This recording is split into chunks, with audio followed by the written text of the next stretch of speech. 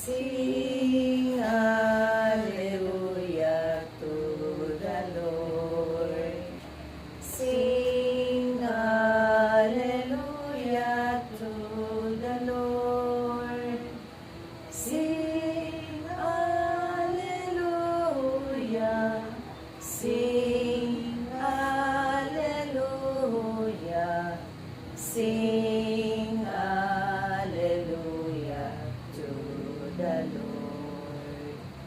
Jesus is risen from the dead. Jesus is risen from the dead. Jesus is risen. Jesus is risen.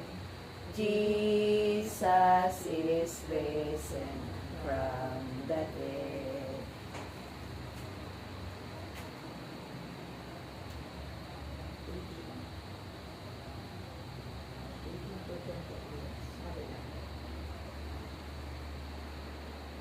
Ang mabuting balita ng ating Panginoon ayon kay San Mateo. Papuri sa iyo, Panginoon. Paliwanag sa talinghaga tungkol sa magkakasing. Pakinggan nga ninyo ang kahulugan ng talinghaga tungkol sa maghasik.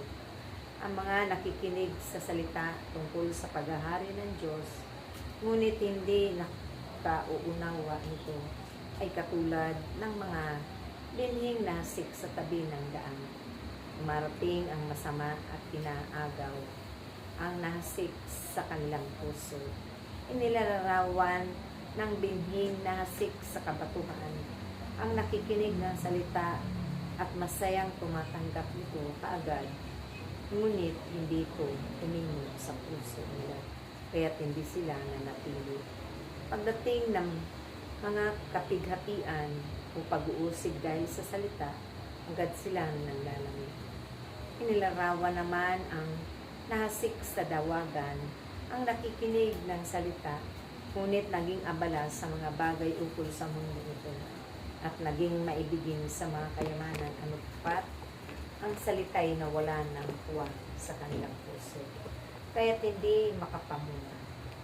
At inilarawan ng nahasik sa matabang lupa, ang mga nakikinig ng salita at nakakaunawa nito, sila'y namunga, may tig 100, may tig 60, at may tig 30.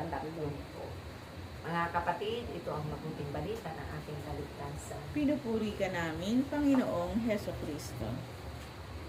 Sing hallelujah to the Lord.